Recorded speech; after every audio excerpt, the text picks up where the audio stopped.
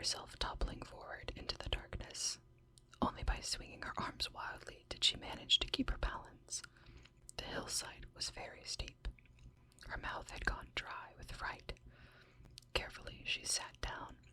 That felt safer, but she couldn't afford to sit there long, with only 13 hours to get through the labyrinth and find Toby in the castle.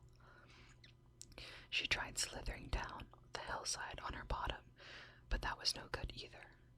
Rocks and little shrubs impeded her, and she dared not to stand up to get past them. It was so black she might have been trying to find her way through a sea of ink. She felt tears rising, but she blinked them away. She would do it.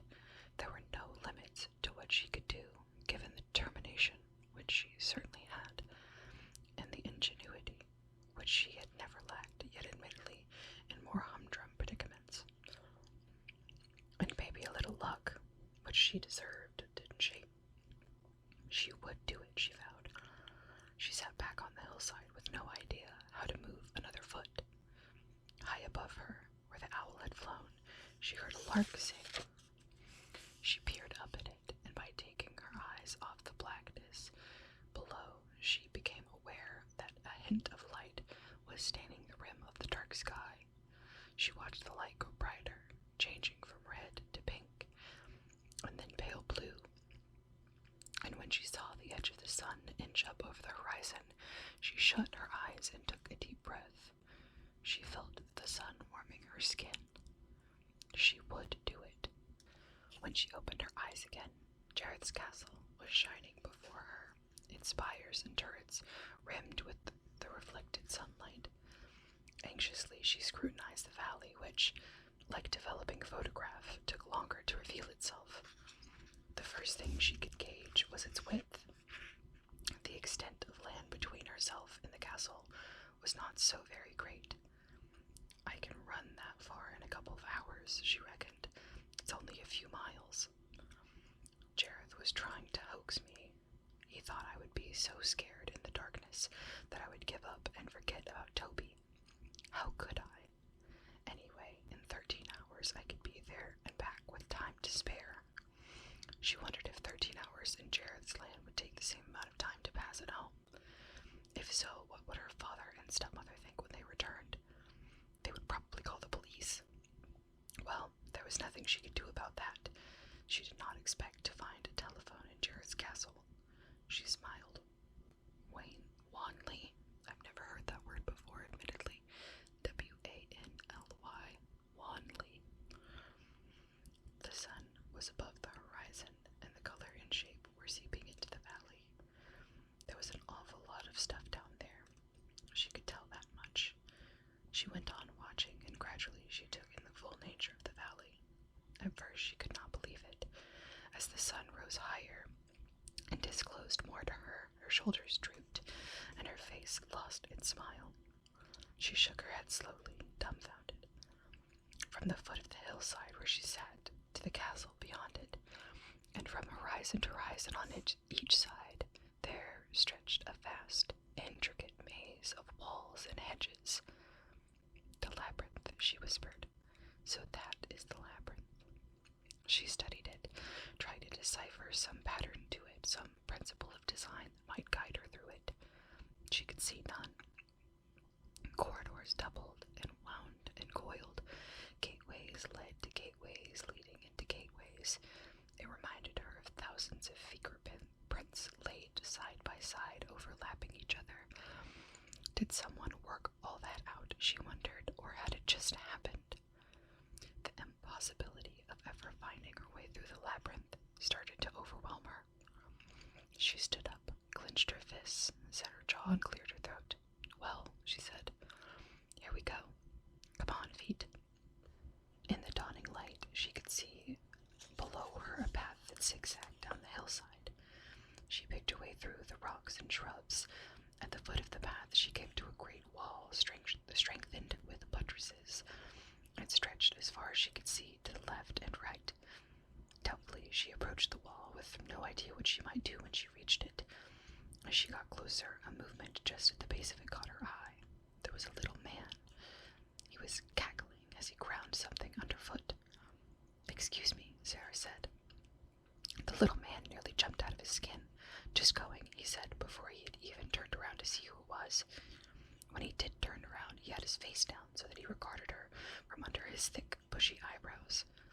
"Well," he exclaimed, looking cross and astonished at the same time. "Well." It seemed that he had never before set eyes on a person like Sarah, or perhaps it was that no person like Sarah had ever caught him unawares. "Well," he said again.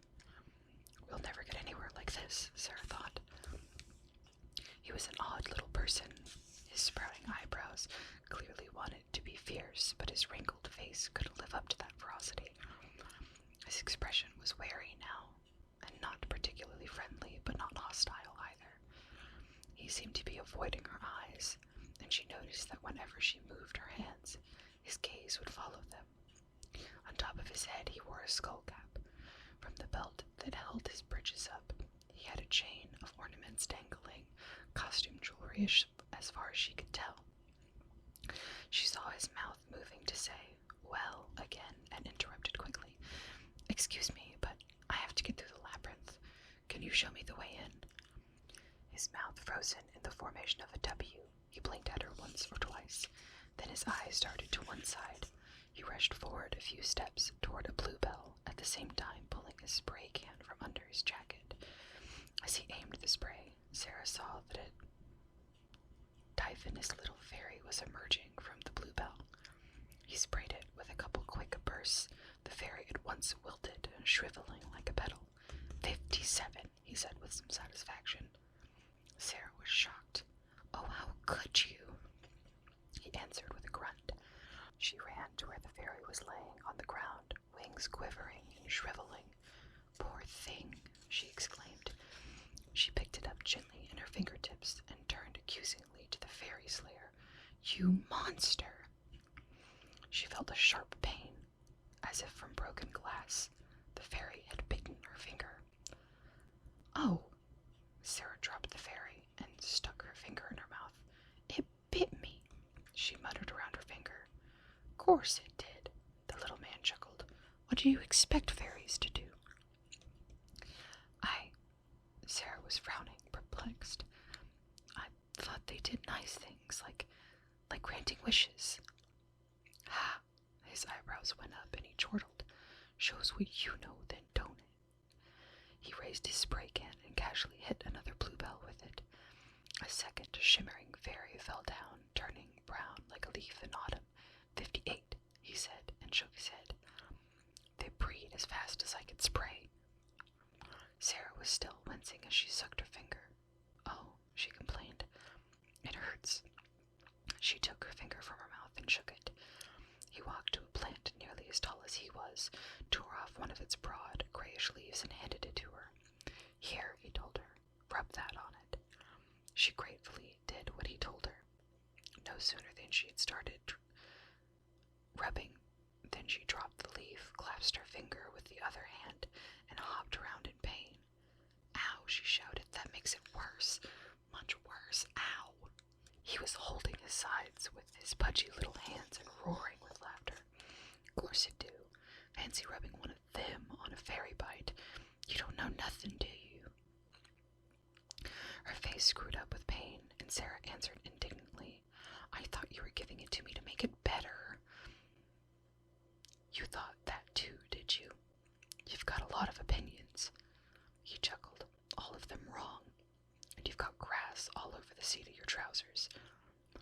In spite of the pain of her finger, she had to glance over her shoulder and saw that he was right.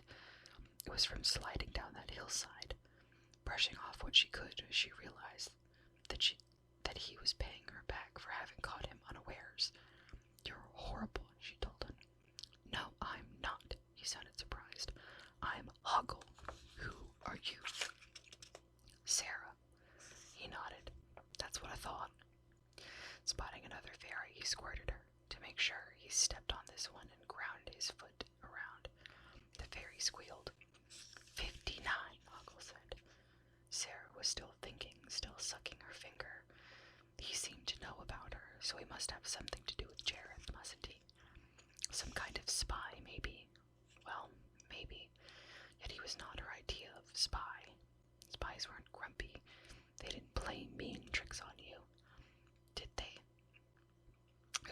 opinions were wrong, as he'd said, then this one might be wrong too. But in that case, she thought, supposing he is a spy, then it might be his job to persuade me that all my opinions are wrong when they really are correct. And if they are all correct, he is not a spy. But that would mean he had no motive for persuading me that I'm wrong about everything, and so I probably am wrong about this too. And so, supposing he is a spy... Oh, she exclaimed in exasperation. It was like one of those drawings she had seen in a book at home, where the water seemed to be flowing uphill, and yet you can never put your finger on just where the drawing is telling you a lie. Hoggle tore a leaf from a different plant and offered it to her, with a sort of twinkling scowl on his face. She took her finger from her mouth. The pain was easing now. She shook her head, and had to smile a little at that funny, wizened face of his. His expression in answer went dark again. He looked at her mistrustfully. He was not used to being smiled at. Well, she thought, there's nothing else to do. Whether or not he is here to spy on me, he's the only person I can ask for help. So she tried. Do you know where the door to the labyrinth is? He screwed up his face. Maybe. All right, where is it? Instead of replying, he dodged to one side, raising his spray can. 60. I said, where is it? Where is what? The door. What door? The door to the labyrinth. The door into the labyrinth. Oh, that's a good one. He laughed, not kindly. Sarah wanted to punch him. It's hopeless asking you anything. Not if you ask the right questions. He was giving her a sidelong look. You're as green as a cucumber. Well, what are the right questions? Hoggle stroked the top of his nose. Depends on what you want to know. That's easy. How do I get into the labyrinth? Hoggle sniffed and his eyes twinkled. Ah, now that's more like it. She thought she had heard music in the air again, the music that had hummed around the Goblin King. He gets in there. He nodded, indicating behind her. You got to ask the right questions if you want to get anywhere in the labyrinth. Sarah had spun around. Now, in the great wall, she saw a huge, grotesquely designed gate. She stared at it almost accusingly. She could have sworn that it had not been there before. There ain't no door, see, Hoggle was explaining. All you got to do now is find the key. She looked back at him, and then all around her. She saw all at once that it was going to be no problem to find the key. Near her was a very small mat, and from each end of it an enormous key was sticking out. Well, she said, that's simple enough. She went over the key and tried to pick it up. She could just manage to get one end of it off the ground of the other, but the whole key was too heavy for her to lift up to the keyhole in the gate. She glared at Hoggle. I suppose it's too much to expect you to give me a hand. Yes, Hoggle said. She tried again, straining to lift it. It was hopeless. Oh, she said, this is so stupid. You mean you're so stupid, Hoggle corrected her. Shut up, you rotten little pipsqueak. Don't call me that. Hoggle was agitated. I am not a pipsqueak. Yes, you are, Sarah said. She was uneasily reminded of herself at a much younger age, at school, chanting cruel jibes at some tormented girl, but she persisted. Yes, you are. Rotten, nasty, ugly pipsqueak. Hoggle was beside himself with rage. Don't call me that, he said hysterically. You, ha! You're so stupid. You are. You take everything for granted. Pipsqueak, pipsqueak. I'm not. Stop it. Nasty, creepy little pipsqueak. Hoggle collected himself and with some dignity told her, if you weren't so brainless, you'd try the gate. That stopped her short. She thought for a moment, then went to the gate and gave it a little push. It swung open. Nobody said it was locked, Hoggle observed. Very clever. You think you're so clever, Hoggle said. You know why? Because you ain't learned nothing. Sarah was peering cautiously inside the gate. She did not like what she saw. It was dark and forbidding in there. The music humming in the air seemed to be more intense. It was the smell of things rotting. She gathered her courage and took 2 steps into the labyrinth. Then she stopped short. A passageway ran across the entrance. It was so narrow and the walls were so high that the sky was a mere slit over her head. In the gloom, she heard a continual drip of water echoing. She approached the farther wall, touched it, and pulled her hand away. It was dank and slimy like mildew. Huckle's head was poking through the gateway behind her. Cozy, ain't it? Sarah shuddered. Huckle's manner had altered. He was quiet, and it was almost possible to detect a hint of concern in his voice. You really going in there, are you? Sarah hesitated. Yes, she said. Yes, I am. Do you? Is there any reason why I shouldn't? She was clenching her fists. It did seem such a dreadfully gloomy place inside the gate. There's every reason why you shouldn't, Huckle replied. Is there any reason why you should? Any really good reason? Yes, there is, she paused. So I suppose I must. All right, Huckle said in a tone of voice that implied, on your own head it be. On your own head be it. Now, he asked, which way will you go, right or left? She looked one way and then the other. There was no reason to choose either one or the other. Both looked grim. The brick walls appeared to extend infinitely. She shrugged, wanting some help, but too proud to ask for it. They both looked the same, she said. Well, Huckle told her, you're not going to get very far then, are you? All right, she said crossly. Which way would you go? Me? He laughed without mirth. I wouldn't go neither way. Some guide you are. I never said I was a guide, did I? Although you could certainly use one. You'll probably end up back where you started, given your record for being wrong. Well, Sarah snapped at him, if that's all the help you're going to be, you might as well let me go on with it. You know your problem, Huckle asked. She took no notice, but tried to look determined and set out in one direction or the other. Left, right, she was thinking that was the normal order. So, in this abnormal place, she might as well try going to the right, mightn't she? I told you, you took too many things for granted, Huckle went on. This labyrinth, for instance. Even if you get to the center, which is extremely doubtful, you'll never get out again. Well, that's your opinion. Sarah moved to her right. Well, it's a lot better opinion than any of yours. Thanks for nothing, Huckwort. Huckle. His voice came echoing from the gateway where he remained. And don't say I didn't warn you. Her jaw set, and she strode out between the damp and dire walls. She'd gone only a few strides with a mighty, reverberating clang. The gate closed behind her. She stopped and could not resist returning to see if the gate would open again. It wouldn't. Huckle was shut outside. The only sounds of the labyrinth now were the drip of water and Sarah's quick breathing. Chapter 4. Which is which? Sarah took a deep breath and set off along the passageway again. A clump of lichen on the gate post opened its eyes and watched her go. The eyes, on tendrils, had an anxious look, and when she had gone some distance away, the clump, swiveling its eyes toward each other, commenced to gossip amongst itself. Most of it disapproved of the direction she had taken. You could tell that from which way the eyes looked meaningfully into each other. Lichen knows about directions. When she had been walking for a while between the towering walls of the apparently endless passageway and gotten nowhere that looked different, she went on walking for a while more, and it was all the same. Another 100 steps, she told herself, and I'm still getting nowhere. I'll think of something else to do. 1, 2, 98, 99. The walls stretched to an eternity.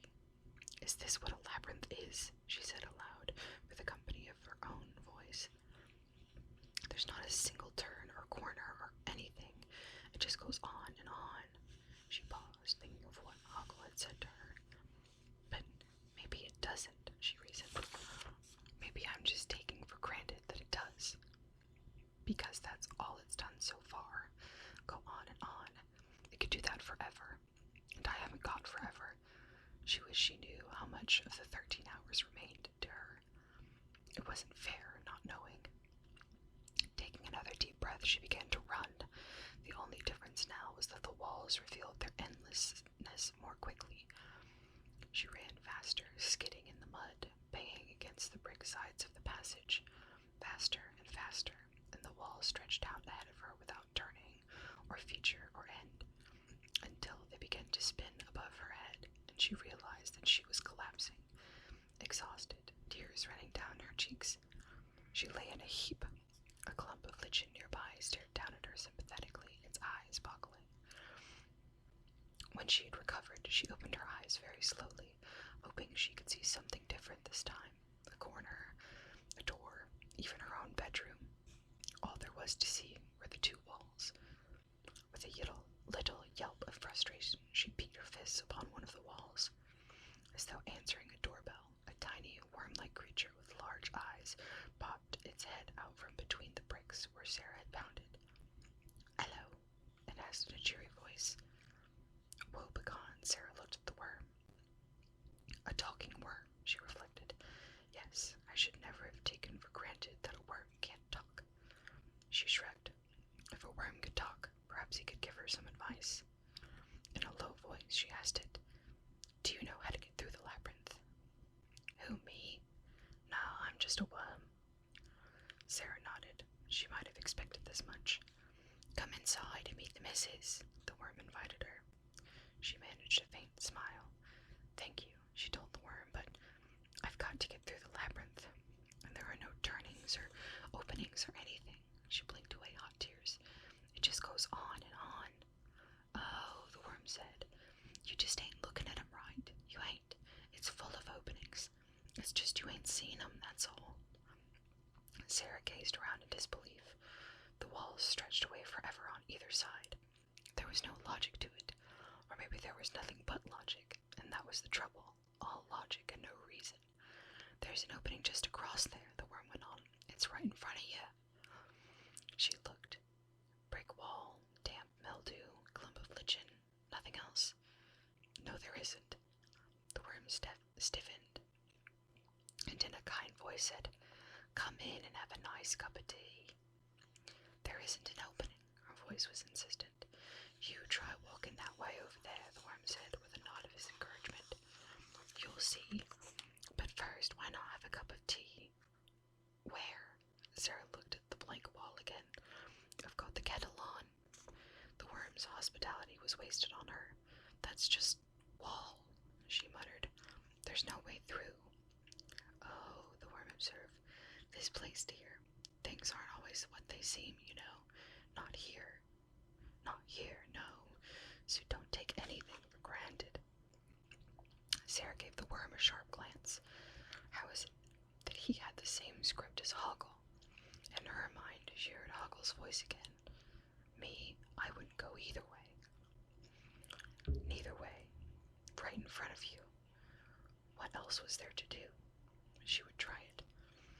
Very tentatively, flinching in anticipation, she walked into the wall and through it into another passageway. Sarah was delighted.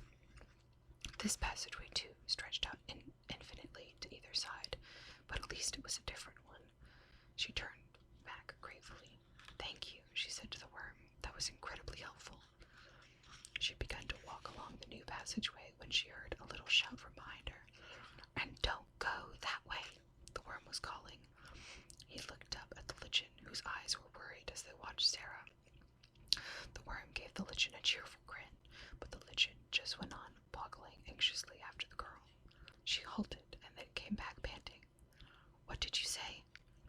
"What I said," the worm told her, "was don't go that way." "Oh," Sarah nodded. "Thanks," she set off in the other direction.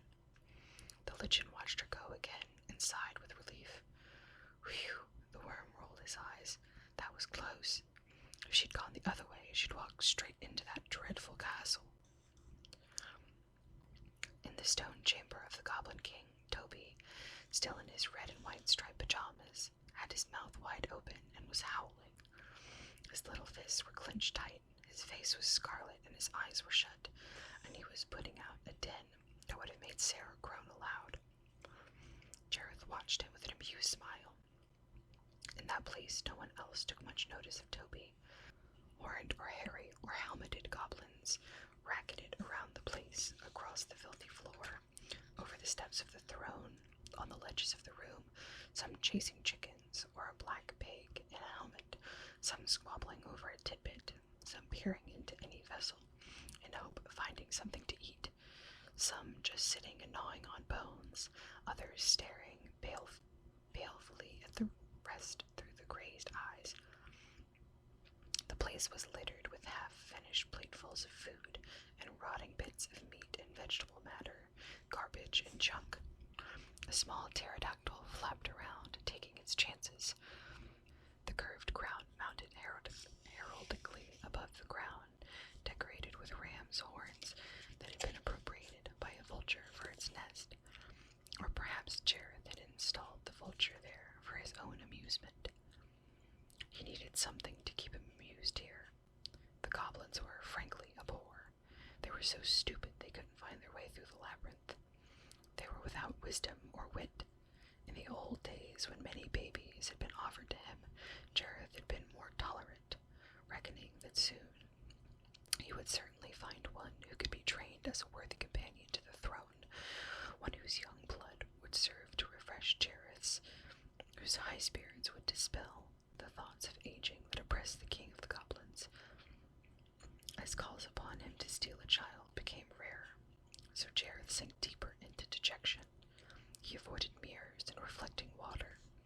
He could feel the corners of his mouth had tightened, and he needed no proof of the wrinkles that creased his brow, when he did not deliberately narrow his eyes to tauten his skin.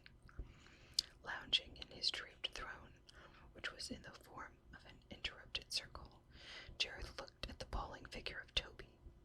With any luck, he might grow up to be an intelligent goblin. He might make some jokes, or anyway see the point of Jareth's. He might be of some help in his ruling this ramshackle empire. At the very least, he might have some fresh ideas about mischief. Two-headed sheep, curdled milk, banging pans, snatched nightcloths, barren fruit trees, shifted tables, moldy bread. Jareth had seen it all, much too often, but this lot, rooting and pratfalling around all day, still found such tired old cliches a perfect riot every time. Pitiful they were. Jareth yawned and looked warily around the room. The walls had been decorated with skulls and bats. Dear God, he thought. Skulls and bats yet. How jejune could you get? He looked hopefully at the clock. 3:30. The sword-shaped hands indicated.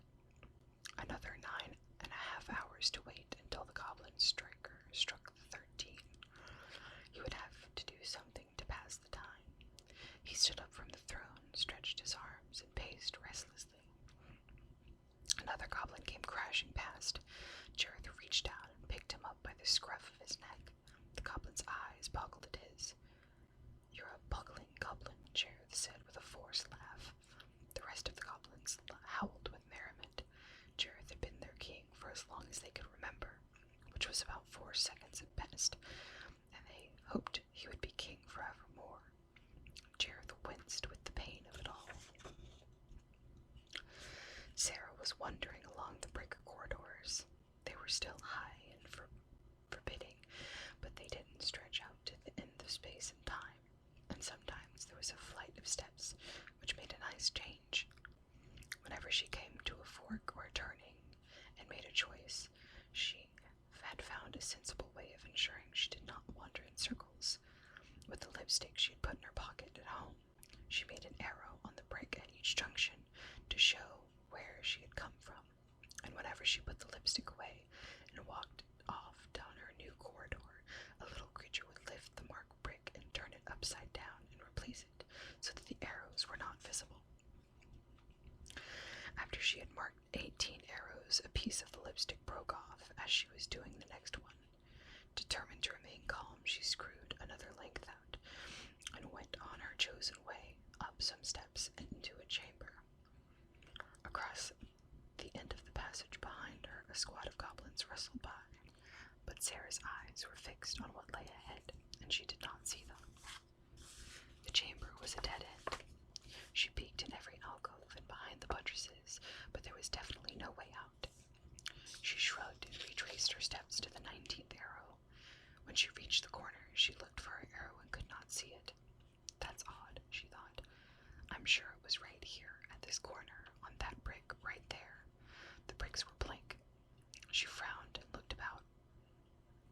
On the floor, she spotted the broken-off piece of lipstick. She looked again, hard, and she still could see no arrow. That proved it, then. Something fishy was going on. She threw down the rest of the lipstick. Someone's been rubbing out my marks, she said loudly, certain that the culprit must be close enough to hear her. What a horrid place this is. It's not fair. That's right, a voice behind her said. It's not fair. She jumped and whipped around.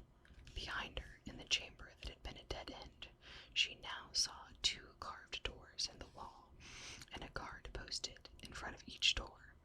At least she thought they must be guards, since they stood 4 square and were emblazoned with armor. But as she studied them, she was not so sure. They were quite comic, really. Their enormous shields, which looked extremely heavy, which would account for the straddle-legged stance each of them had. Poor things, she thought. They have to stand like that all the time just to stay upright.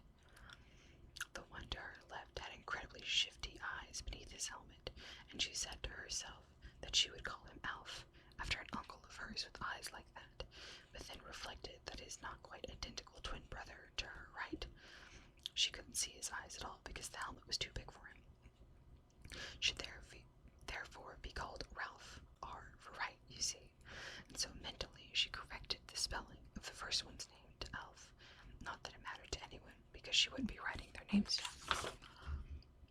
Having settled in her mind the business of names, she noticed the most remarkable thing of all, which was that from underneath each of the shields peered another face, upside down, a little like Jack of Spades gone wrong.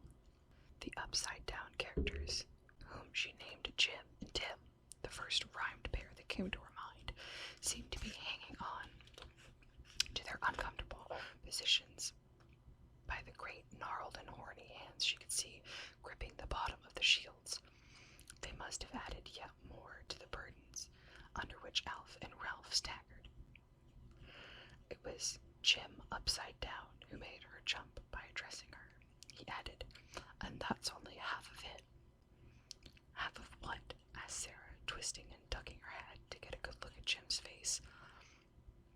It would, she felt, have been faintly rude to remain upright. You had to adjust to people you met, even here. "Half of twice as much," Jim replied. "Twice as much as what?" Sarah was exasperated. "Twice as much as half of it. Look." Sarah raised a finger and pointed to the back wall of the chamber. "This was a dead end a minute ago," she said. "No." It was Tim upside down speaking now. "That's the dead end behind you." She stood upright again and turned around. He was right. The way by which she had come in here was indeed now barred by a solid wall. "Oh," she exclaimed indignantly, "it's not fair.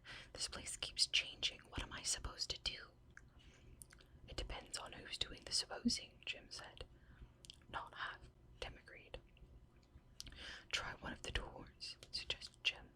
"One of them leads to the castle," Tim told her in a cheerful voice, "and the other one leads to boom, certain death." Sarah gasped. "Which is which?" Jim shook his head upside down. "We can't tell you." "Why not?" "We don't know," Jim crowed triumphantly. "But they do." Tim nodded confidently at Alf and Ralph. That took some doing, upside down, Sarah thought. "Then I'll ask them," she said. Before she could say anything more, Ralph was speaking, very slow, pedantic voice. You can't ask us. You can only ask one of us." He appeared to have difficulty in getting the words out at all, especially the C's and K's. "It's in the rules." Alf's voice came fast and sneering. At the same time, his eyes shifted uneasily. He was tapping a finger on some ciphers on the shield, which were presumably presumably the rules. I'm having a hard time saying that. And I think I should warn you that one of us always tells the truth and one of us always lies. That's a rule too.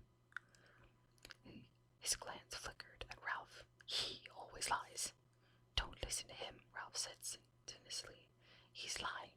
I'm the one who tells the truth. That's a lie, Alf retorted. Jim and Tim were snickering behind their shields rather insolently, she thought. You see, Tim told Sarah, even if you ask one of them, you won't know the answer you get is true or false. Now wait a minute, she said. I know this riddle. I've heard it before, but I've never figured it out. She heard Ralph mutter to himself, He's lying. He's lying, Alf replied. Sarah was scratching her brow. There's one question I can ask, and it doesn't matter which one of them I ask it. She clicked her tongue, impatient with herself. Oh, what could it be? Come on, Tim said. We can't stand around here all day. What do you mean we can't, Jim snapped. That's our job. We're gatekeepers. Oh, yes, I forgot. Be quiet, Sarah ordered. I can't think.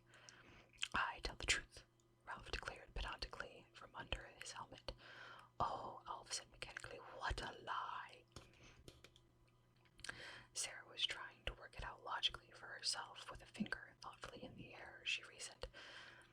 The first thing to do is find out which one's the liar, but there's no way of doing that, so the next thing to do is find a question you can put to either one and get the same answer.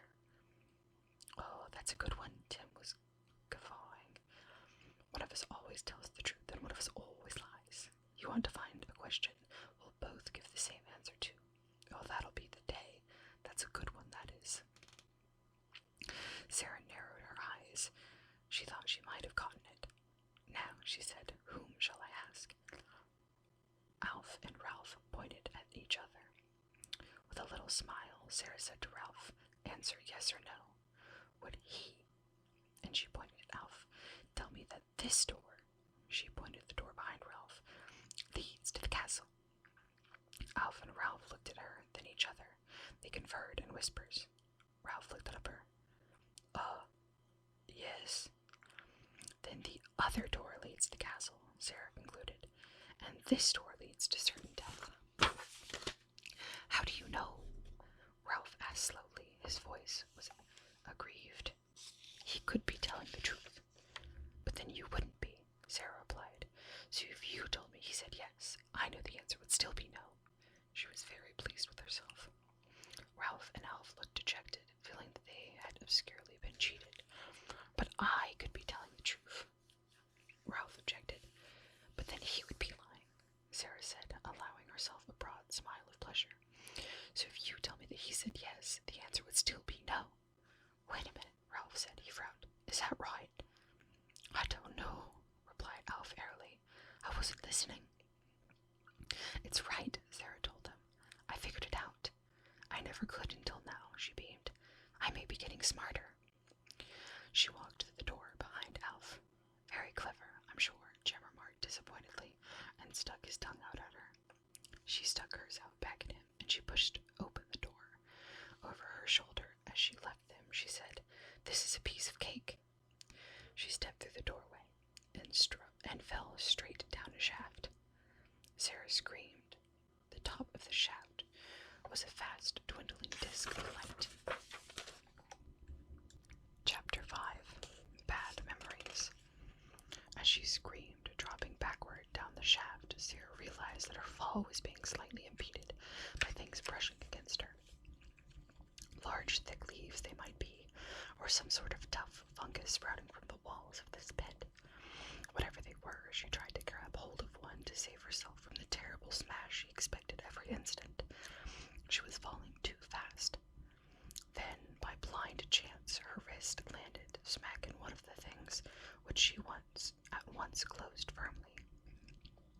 With a jolt that almost disjointed her, she found herself dangling by one arm. Oh, she gasped in relief, and felt herself heaving for breath. She looked down the shaft to see how close she'd been to breaking every bone. All she could see was a long tunnel lined with things that had broken her fall. She looked up. The doorway through which that she had just entered, the shaft was very high above her. As her eyes adjusted to the gloomy light, she saw what it was that had caught her. A hand, all around her, protruding from the sides of the shaft, hands groping in the thin air like reeds under water. Her relief gave way to a sick feeling. She was in the grip of a hand with no arm or body attached to it. She had no apparent means of ever releasing herself. Perhaps they were carnivorous hands, or like those spiders that simply dissolved you away after a long period of time. She looked nervously up and down the shaft again, this time to see if there were any skeletons dangling in there. As in a jungle trap, she saw none. But now she felt other hands reaching for her and finding her, taking hold of her by the legs and the body. There were hands on her thighs, her ankles, her neck. She shuddered and shouted, "Stop that!" Knowing it was futile, she called, "Help! Help!" She writhed, trying to shake them all off, and with her free hand she reached out for a hold in a despairing attempt to climb away. All she could see to grasp hold of was yet another hand. Hesitantly, she put hers in it, and it responded immediately, grasping her hand firmly. With the idea of perhaps climbing up the hands as though a ladder, she tried to free her wrist from the first hand, but it was no good. Now she was more tightly held than ever, stuck in a web of hands. "Help!" she whimpered. She felt a tap on her shoulder and turned her head to see what it was. To her bewilderment, she saw that the hands to one side of her contrived to form themselves into a face of sorts, with fingers and thumbs, circles for eyes, and two hands working together to fashion a mouth. And the mouth spoke to her. "What do you mean, help?" it said. "We are helping. We're the helping hands." "You're hurting," Sarah told them. It was not quite true. Fear rather than pain was what afflicted her. Now there were several more faces of hands around her. "Would you like us to let go?" one of them asked. Sarah glanced down the shaft. No." "Well then," one of the mouths said, "come on, which way?" "Which way?" "Up or down?" Oh, she was more confused. She looked back up at the shaft toward the light, but that would be a kind of retreat. She looked down into the unknown, unfathomable abyss. "Come on, come on," an impatient voice urged her. "We haven't got all day." "Haven't you?" Sarah thought to herself. "It's a big decision for her," said a sympathetic voice. "Which way do you want to go?" asked an incessant one. Everyone in the labyrinth was so peremptory. "I've got good reason to be in a hurry," Sarah felt. "I've only got 13 hours to find my baby brother, and heaven knows how much time has already gone by. But why are all of these people, if you can call them people, so bossy? Come on, come on." "Well, Sarah still hesitated. Up was chicken and down was dreadful. Many faces were watching her indecisiveness. Several of them were snickering, covering their mouths with another hand. She took a deep breath. "Well, since I'm pointed that way, I'll go down." She chose down. She heard the snickers behind the hands. She chose down. "What's wrong?" Sarah inquired timidly. "Too late now," one of the hand faces said, and with that they started to hand her down the shaft, not roughly. She heard them singing something like a shanty. "Down, down, down, down, hand her down, boys. We'll all go to down, boys. Down, down, down, down. Down, hand her down, boys. Never a frown, boys. Down, down, down." And down she went, far down, until she found herself held momentarily above the manhole, while the helping hands removed the cover of it. Then the lowest of the hands let her go, dropping her neatly down the manhole, and the last she saw of the hands was their waving goodbye helpfully. She landed on the stone floor of a dark, small cell. The cover was replaced on the manhole with a clunk, and pitch pitch darkness, Sarah sat down. Her face was blank. The picture of her silent face was clearly beamed to the crystal in the chamber of the Goblin King. "She's in the oubliette," Jareth observed. The goblins cackled wickedly, dancing and prancing around. Their jaws gaped with merriment, and they slapped their thighs. "Shut up," Jareth told them. They froze. Their heads twitched around to look at their king. A sly goblin inquired, "Wrong laugh." "She shouldn't have gotten as far as the oubliette." Jareth was still staring at the picture of Sarah's face in the crystal. He shook his head. "She should have given up by now." "She'll never give up," said a king goblin. "Huh!" Jareth laughed mirthlessly. "Won't she? She'll give up soon enough when she realizes she has to start all over." It pleased him to think of his labyrinth as a board game. If you got too close to the winning square, you might find a snake taking you back to the start. No one, and very few, had gotten as far as this disturbing girl, who was too old to be turned into a goblin. Jareth examined her face in his crystal. Too old to be a goblin, but too young to be kept by him. Damn her innocent eyes. She had to be sent back to square one immediately, before she became a serious threat to Toby, and he knew the snake for the job. "Hoggle," he called, spinning the crystal. Hoggle's face appeared in it. "She's in the oubliette," Jareth said. "Get her back to the outer walls." Hoggle cocked his head, grimacing. "She's quite determined, Your Majesty. It won't be easy." "Do it." Jareth flipped the crystal into the air, where it vanished like a bubble. He chuckled, imagining Sarah's face when she found herself beside Hoggle's pond again. Then he threw back his head and roared. The goblins watched him uncertainly.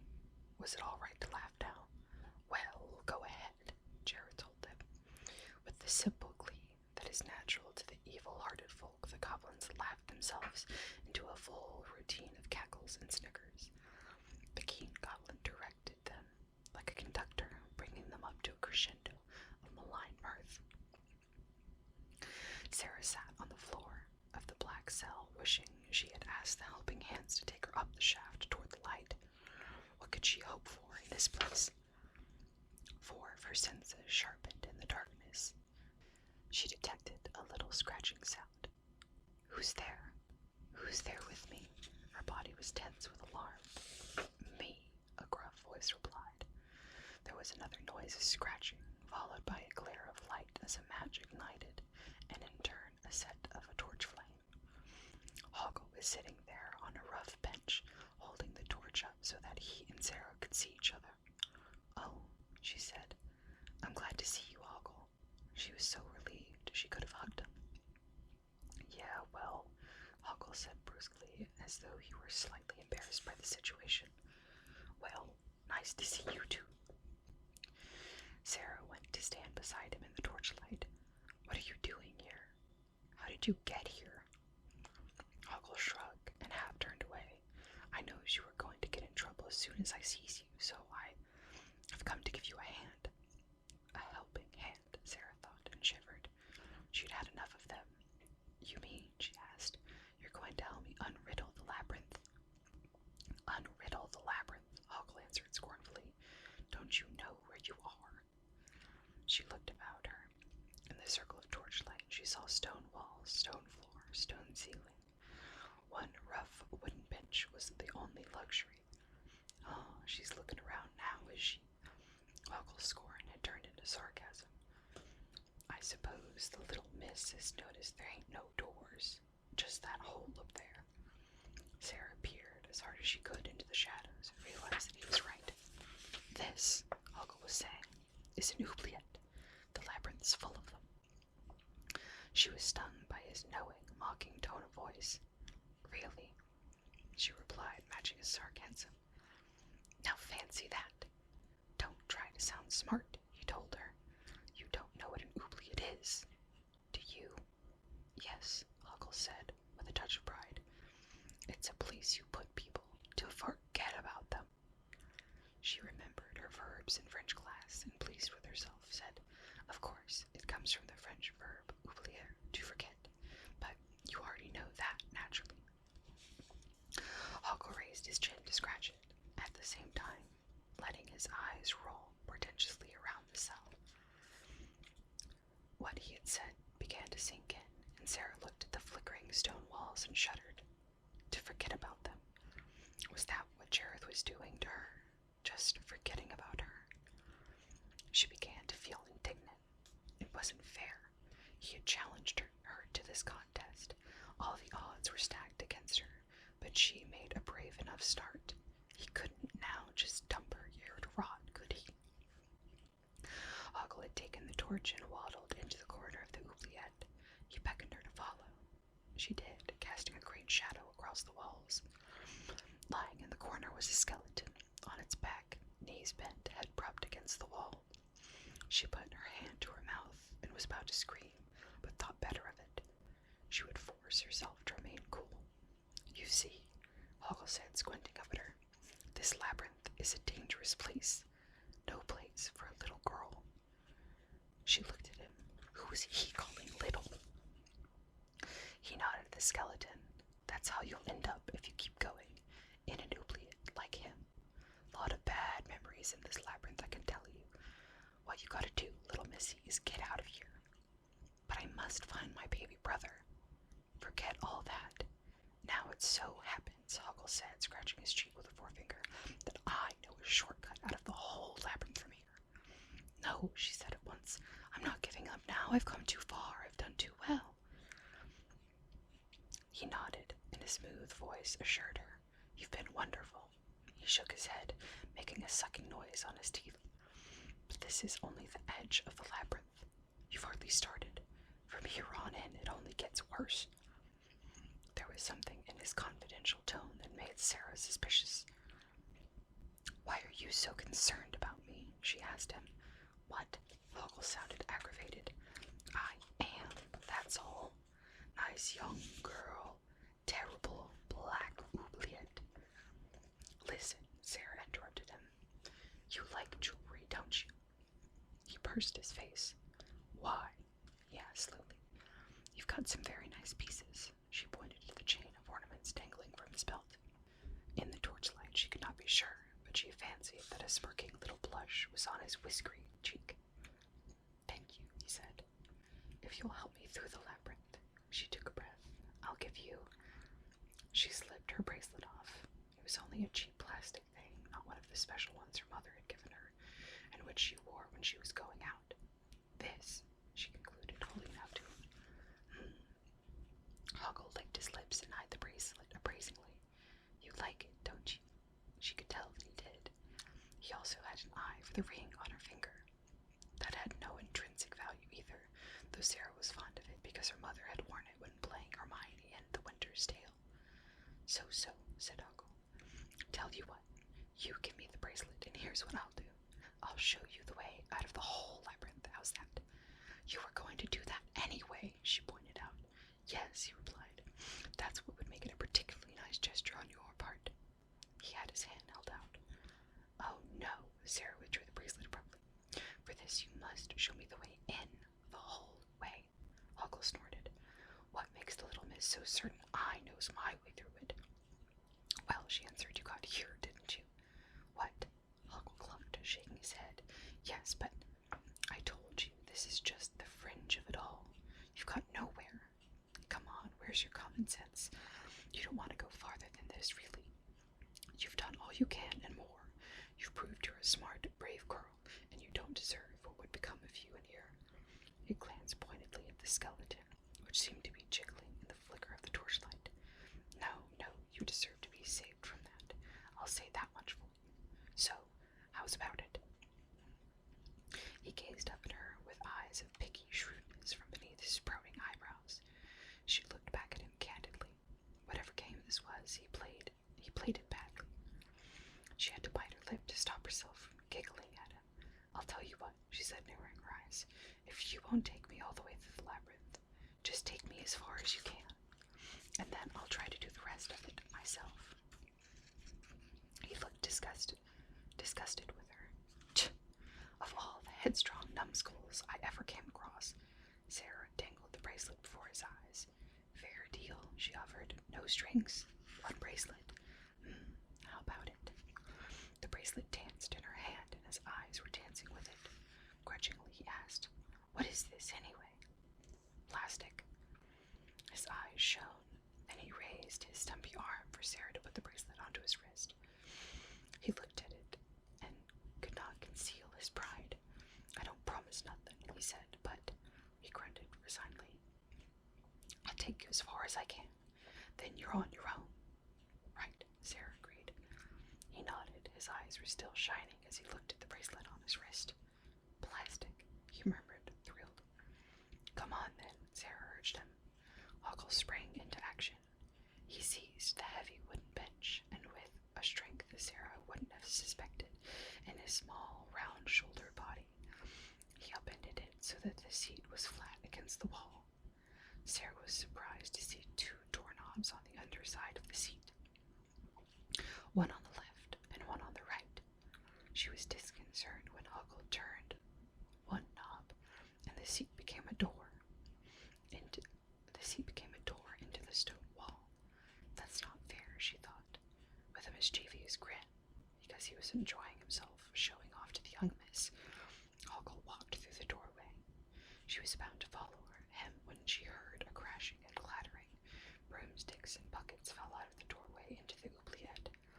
She grinned, recognized the old broom closet joke. "Oh, damn," she heard Hoggle say within the cupboard.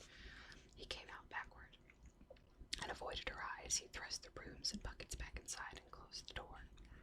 Still sheepish, he grasped the other doorknob. "Can't be right all the time, can we?" he muttered. This time he opened the door rather less boldly. He peered through. "This is it," he told her. "Come on, then." She followed him into a dimly lit corridor with walls of grotesquely carved rock. They were working their way along the corridor when a voice boomed, "Don't go on." Sarah jumped violently and looked all around her. She saw no one except Hoggle.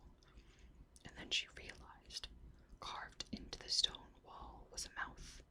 Standing back from it, she saw the mouth was a part of a huge face. Similar faces lined both sides of the corridor. As she and Hoggle passed them, each stone intoned a deeply resonant message. "Go back while you still can. This is not the way. Take heed and go no further. Beware, beware. It will soon be too late." Sarah put her hands over her ears. The warning seemed to be echoing inside her mind. Hoggle, bustling onward, looked around to see where she had gone to, and saw her standing. "Bah!" he waved his hand. "Don't take no notice of them. They're just phony warnings. You get a lot like them in the Labyrinth. It means you're on the right track." "Oh, no, you're not," a face boomed. "Do shut up," Hoggle snapped at it. Sorry, the face said. "Only doing my job." "Well, you don't need to do it to us," Hoggle answered, and led the way down the passage. The face watched them grow. "Shrewd cookies," it murmured appreciatively. The passageway twisted and turned, but on the whole, Sarah had the impression that they were moving forward, if such a direction existed in the Labyrinth, and she felt encouraged. They passed another carved face. "Oh, beware," the face declaimed. "For—" "Don't bother," Hoggle flapped his hand dismissively. "Oh, please," the face begged. "I haven't done it for such a long time. You have no idea what it's like stuck here in this wall and with—" "All right," Hoggle told it, "but don't expect us to take any notice." The face brightened up. "Oh, no, of course not." It cleared its throat. "For the path you lead will take you to certain destruction." It paused. "Thanks," it added politely. While the face was droning on, a small crystal ball had been rolling and skipping down the passage from behind Sarah and Hoggle. It overtook them as they turned a corner, and they saw it bounce on ahead of them. A blind beggar squatted with his back to the wall, his hat upturned on the ground in front of his feet. The crystal ball hopped smartly into the hat. Sarah heard Hoggle groan. She looked at him. His mouth was open, and his eyes were staring at the hat on the ground. The beggar turned his face toward them. "So what do we have here?" he asked. Nothing," Hoggle spluttered.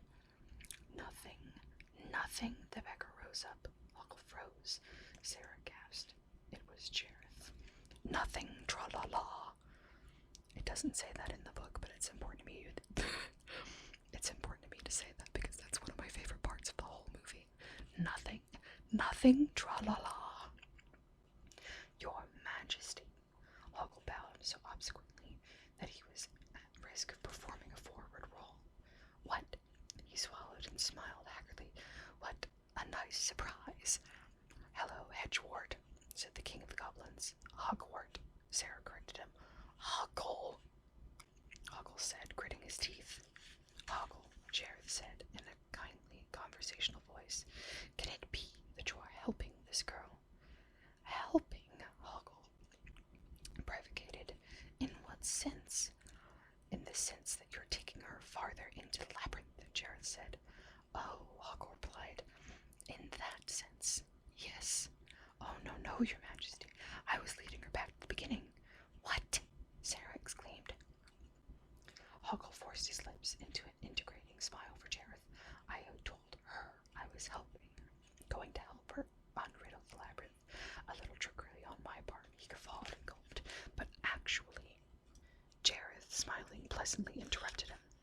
And what's this plastic trinket around your wrist? This, Hoggle looked wide-eyed at the bracelet, which someone must have slipped onto his wrist when he was snoozing, which he had unaccountably not even noticed there until this moment. Why, he stuttered, my goodness, well, where did this come from? Hoggle, Jareth spoke levelly. If I thought you were betraying me, I would be forced to suspend you head first into the bog of eternal stench. Oh, no, Your Majesty. Hoggle's knees were wobbling. Not that. Not the eternal stench. Oh, yes, Hoggle. Jareth turned and smiled at Sarah. And you, Sarah, how are you enjoying the labyrinth? Sarah swallowed. Beside her, she heard Hoggle's feet shuffling.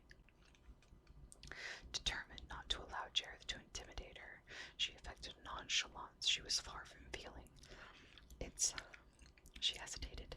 It's a piece of cake. Jareth raised one elegant eyebrow. Hoggle's eyes closed in dismay. Really? Jareth sounded intrigued. Then how about making it a little more entertaining? He looked up, and in the space of the air before his eyes, the 13th hour clock appeared. He gestured gracefully, and the hands visibly began to turn faster. That's not fair, Sarah said. You say that so often. I wonder what your basis for comparison is. Jareth took the crystal ball from his hat and tossed it back down the tunnel again. At once from the darkness came a noise, a crashing, whirring, trundling noise, distant as yet, but getting closer all the time, and louder. Hoggle's face was a mask of panic. Sarah found herself instinctively shrieking away from the approaching din. The labyrinth's a piece of cake, said Jareth laughed. Well, now, we can see how you deal with this little slice. While his mocking laugh still rang, he vanished. Sarah and Hoggle stared along the passageway. When they saw what was coming at them, their jaws dropped, and they trembled. A solid wall of furiously spinning knives and chopping cleavers was bearing inexorably down at them. Dozens of keen blades glittered in the light, every one of them pointing forward and whirring wickedly. The wall of blades completely filled the tunnel like a subway train, and it would chop them into little pieces in the blink of an eye. And Sarah noticed with horror, along the bottom of the slashing machine was a busy row of brushes for tidying up after itself. The cleaners, Hoggle shrieked and took off. What? Sarah was so terrified that she rooted where she stood. Run! Hoggle's shout came echoing back from some distance away and brought her to her senses. She dashed